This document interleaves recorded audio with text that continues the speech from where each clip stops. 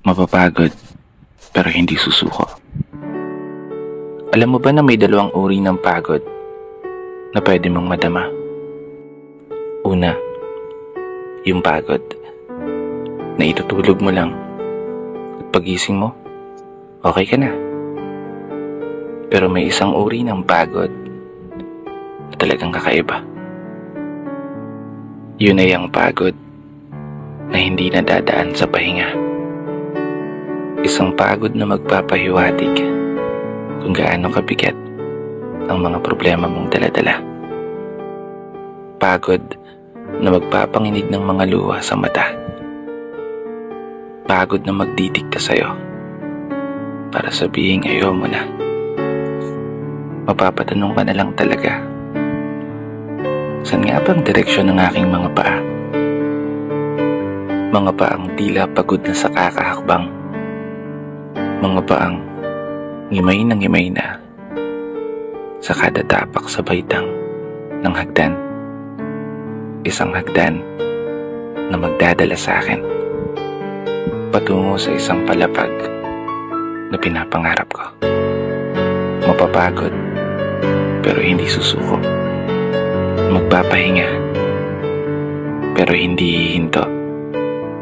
Para sa pamilya at para sa pangarap, palaging pipiliin na magpatuloy. Kasi alam mo, kung ang pagod ay kapalit ng magandang kinabukasan, wala kang dahilan para sukuan ng pagod. Wala kang dahilan para hindi ka bumangon.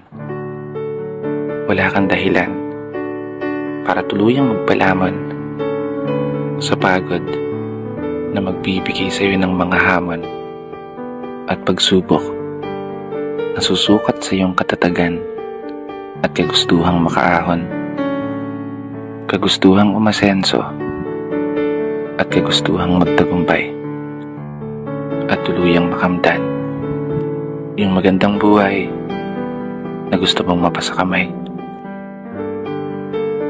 Kaya naman, tatagan mo ang mga paa mo at tibayan ng loob sa iyong paglalakbay at umasa kang kalakip ng bawat pagod ay may masaganang buhay na naghihintay.